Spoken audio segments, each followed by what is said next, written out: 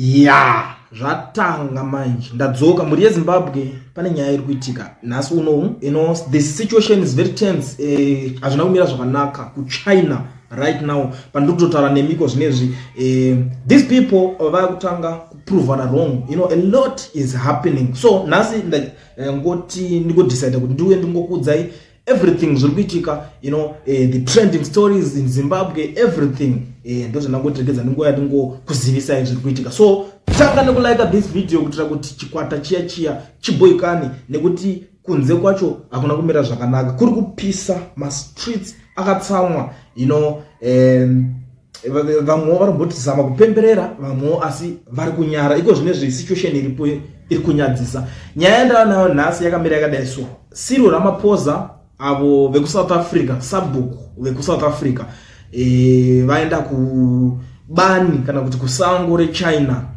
Kusango iri reChina ravaenda uko ndopa vanosangana ona sabhuku vekuChina ikokoko, kureva kuti president weSouth Africa naye aenda kunosangana na president wekuChina, kungosvika nekutongononanga ikoko. Zvinhu izvozvo zvakonzeresa a lot of drama, a lot of noise amongst maZimbabweans, amongst maAfricans. Kwese ma streets ese angava politics echichi, ma-media houses, hazvinotombogadzikana iko zvinhu. It's hectic, vanhu vari kutaura nyaya iyoyo kwete zvekutamba. Nyaya iri kuitika ndeyekuti president uyu kana achinge aenda kusvika one day otongosvika nekunomhoresana vakutonoridzirwa national anthem, vakutokwazisana, vakutoita zvekuratidza kuti vatungamirira vasvika. What more president weZimbabwe ari kunzi ane 5 days aenda kuChina ikoko, but chaari kungoita kungotenderera mafactories evamwe, haasi kumbonotaura nevakuru vacho vekuti vanokwanisa kumuudza zvinhu zvenhingirigini izvozvo. Inyaya yakonzeresa mutauro wakanyanyisa. Ndiri kuona panapa iri kutangwa neumwe mwanasikana angambori MP, angari member of parliament muZimbabwe, ndobva azosiyawo nekuda kuona kuti parliament yacho hanzi ihora chaicho, inotanga move nekuti haisi kuitwa zvinhu nemazvo. Ndiyatanga kuti dear Nick, yes, the Zimbabwean delegation met President Xi Jinping yet. We have been there for days now, and it seems it's been mostly touring factories, seeing political party officials, and laying flowers on historical monuments. Did I perhaps miss it? We need new leaders. Because I didn't hear which can deputy Avamanga Jeju to Soja Jeja, Avagano kuChina. But 1960 or something, Mashuri should have done. Look over this was a key soldier, Jeju to Soja, I'm a soldier. Saka vainotendera kuzvikoro kwacho kwavakaenda ikoko vachinira zvakawanda, vachingotenderera vachingoona nzvimbo chinchi and stuff, ameno rimwe zita nenyama munombovadedza naro. Saka vaiitawo saizvozvo vachitenderera munzvimbo. Now nyaya yekunetsa ndeyekuti kutenderera kwavanoita hagasi kekutanga kazvekutenderera zvachifamba uchona nzvimbo zvakatobvira zvichiitika, but chakazonobuda ikoko hapana chakanyatsooneka chakabuda. But people were celebrating, handiti kusvika vazoona this South African president apa angobuda akati bva anongonosvika nekunosangana president weikoko wekuChina. Zvinova zvinhu zvakonzeresa kuti vanhu vati saka wenyu uyu zvese nguva dzese all along zvaari kuita kunonzi kutungana nembudzi, because like anza kungosvika kungotanga ngotendera. Saka wenyu uyu zvaari kuita zvaendera chii chaizvo. Because the other thing is this, panotendererwa pachirwa maraunzi munyika imomo panoshandiswa mari yakatowanda, a lot of money ndo inoshandiswa, and it's not free. Haungatenderere nyika yevanhu for free, unongotori nemaresources. So maresources iwayo, mind you, haisi mari yekuti imari yepocket money, no, imari yani taxpayers money, your money, my money, our money, ndo inenge ichishandiswa ikoko. Now ndiri kuzoona maZimbabweans vakawanda vari kutanga kukomenda vachicomplain on the same issue. Vari kutaura kuti I was waiting to see something that never came. All right, kovedu vakomanaka akasvikira kupi koyo? Ex-minister Chikwele in the trip, our national anthem. Hope they make good solid deals that will benefit the ordinary South Africans. From South Africa commented the same issue. The Zimbabwean dictator has been in China for several days now. Hasn't seen President Xi, but Cyril just arrived now and is meeting Xi The Zimbabwean elections rigor, as per SADC report, has been meeting village or provincial heads at the expense of Zim taxpayers' money. Like I said before, kuti nyaya kuitika ndekuti marounds ese anenge achirwa iwayo zvikazongoshaya chite mari zawo dzipatoshata because imari inenge yatotambiswa. Let's hope zvichaita mari zawo zvekutenderera vachiona nzvimbo kwacho kwavaita, because nyaya iri kuitika ndekuti apa vari kunzi vatone mazuva varimo but havana kumbonosangana na president wemo mukuratidzawo kuti iwe president masangano wavatungamiririwo venyika hapana izvozvo, hapana zvati zvaitika. So inyaya yekutobata vanhu vakawanda kuti South Africa is represented zvakanaka because representative wavo akaenda ikoko anova sabhuku wavo Ramaphosa akasvika achinongonosangana nasabhuku wenzvimbo ikoko zvatopera pazvatodiita boma dhiri. So kana vane chimwe chavachazoda kuita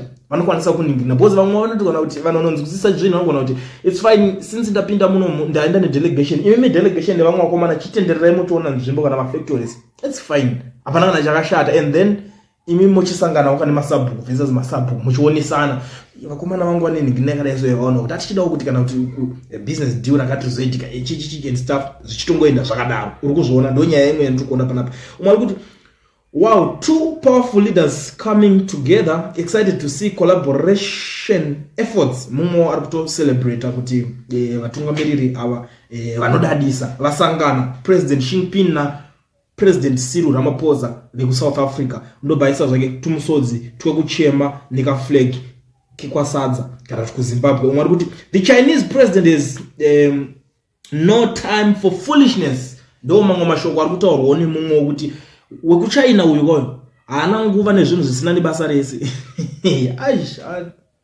Mazimbabweans muchazimbabweans muchatkwadzisawo zvakaoma hama dzadiwa. Umwe ari kuti Zimbabwe delegation has been there for almost a week now admiring dragon statues around China. Zvakaoma mahwana. Umwe ari kuti we are at the back of the queue. Vemakuwa unongoziva tatopinda takurira tapinda vanoza mwana makuwa ana client vanenge vapindira ipapo vatotanga nyaya. Umwe ari kuti China respects Sierra more than many heads of state from Africa. Runzi veChina vanotoremekedzera Ramaphosa kudarika vamwe vese zvavo vangangouya ikoko. Mati imi tingadai tichapfidza nemapicture here aya kumana vedu hada vene ndevekufudziswa mbudzi ikoko kana vasvika kuChina ikoko vamwe vachiita madeals. Uona nyaya iri papa unoziva nyaya yekufudziswa mbudzi inoitika even kana mafamily issues. Munhu anongonzi iwo ndanofudza mbudzi panenge pane reason inoita kuti munhu asvika pakunzi uyu ngaenda unofudza mbudzi because anoziva kuti haana chinhu chiri tangible chaanokwanisa kutaura. Anongosvika ungonzi uyu anogona kutokonzesa confusion chena unofudza mbudziyo. Saka ndozvotaura kunzi mamwe masabhuku vatori kutogadzira madeals vari kutotaurirana zvinhu zvikutofamba madeals ari kutotaurirana vari kutosainwa yet umwewo sabhuku ari busy kutenderera achingonoona zvake zvembudzi izvozvo ndo madhiri ekunze kufudziswa mbudzi acho ari kutaurwa kunzi vamwe vanenge vachiita zvinofamba vamwe vachinofudzisa mbudzi. Umwe ari kuti vanogosangana kupiko. Umwe ane economy yakafaka, umwe ane the second biggest economy in the world. Herald reported he was living his days in the military school. Yeah, it's funny though, you know. Yeah, I think ndakushkwasa kuzviona. Wakambonzwa inonzi if you have three broke friends, you'll be the fourth one. Wakamboenzwa nyecho ndo yanda kutoona panape. Saka vanenge vakutry kuzviselekta kuti ini economy yangu inoshanda. Saka kana ndiri kuzosangana nemunhu uda kusangana nemunhu anenge ane economy inotishandei. I don't know why sabhuku kuZimbabwe asiri kunoona sabhuku kuChina. Ipapo pari kutonetsa vanhu vakawanda. Mwari kuti personally I must say I was deeply hurt when China's president came to visit Africa some years back and skipped visiting us. Akatomboya kuno ku Africa kwedu kuno kuZimbabwe kana kuya. Saka ndipo kunzi zvakatondirwadza kuti why asina kuzoda kufurone kuno. Zvinoitika kama unenge usinanya kuti sembe svondo rese vachiona mafactories apa. Yes, a huge in cartridge wasting resources. A classroom block or a clinic could have been constructed. China is busy taking raw materials from Zimbabwe. We never learn. Zvakaoma zvichokwadi. What I know is kungogara ngonzi vatongoenda vari outside the country imari inoitocho hapari vetodya mari hayo chikafu chaunenge chidya kana everything koko aiwa usazotambe usadherere mwari kuti vakufambira tourism havo ava kutonakidzwa nekuti flag yavo yakasimudzwawo muimwe nyika kutaurwa like andinoona pakaitwa zveSADC summit the thing is this right ukaona pakaitwa zveSADC summit kuZimbabwe maflags anga akaiswa kubva kuna airport road zvichidai so maflags anga akaiswa kuchienda naloma gundi nje pamakaiswa maflag nyika Zambia kubva kwaiswa Zimbabwe pobaiswa frame picture saka pane pic rakatenderera rakaonekwa vakabata flag yeZimbabwe vachicelebrate vachiona flag yeZimbabwe iriko saka ndozviri kunzi ndozvavari kuenda kucelebrate zvekuti saka iwo uri president wenyika wotombomira paroad utanga kuona pane flag yedu ona flag yenyika yako yakasumudzwa that's it saka ndozvinhu zvavari kufarira izvozvo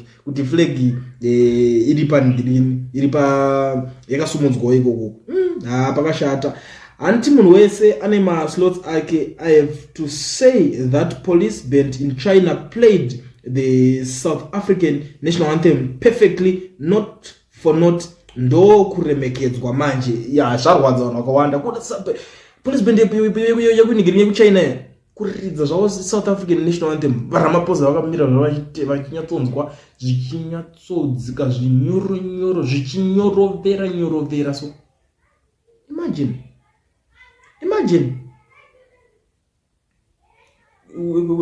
kwedu wamenoti inga chiridzwa nani vamwe kutotera mazimudhanzo ikoko I don't even know but munhu anosvika kutongosvika nekutongopinda zvatoita umwe ari kuti maybe Jean Pin is busy looking for a road to name after him. Who knows? That's the only logical explanation I can think of. Ipapa kuzotenderera kanyika pangotenderera saka munochinzi pamwe jimpina kutotsvaga kuti ake pamwe yotira zita rawo mpasaka ingambotenderera chona nzvimbo ndo mashoko ari kubva kune mumwe munhu mwari kuti it doesn't have any desirable leadership qualities. That's why akumanaka mwari kuti seems they are having massive begging bowls difficult to handle together with his bosom friend South Africa of the borders. Zvakaoma pakashata apo dwe zvokutaurwa zvacho aiwa ndega ndapakutenda. Ramaphosa left days after your guy, but he has met the president and look at the Chinese delegation. Your guy should have asked for a lift in Ramaphosa's plane.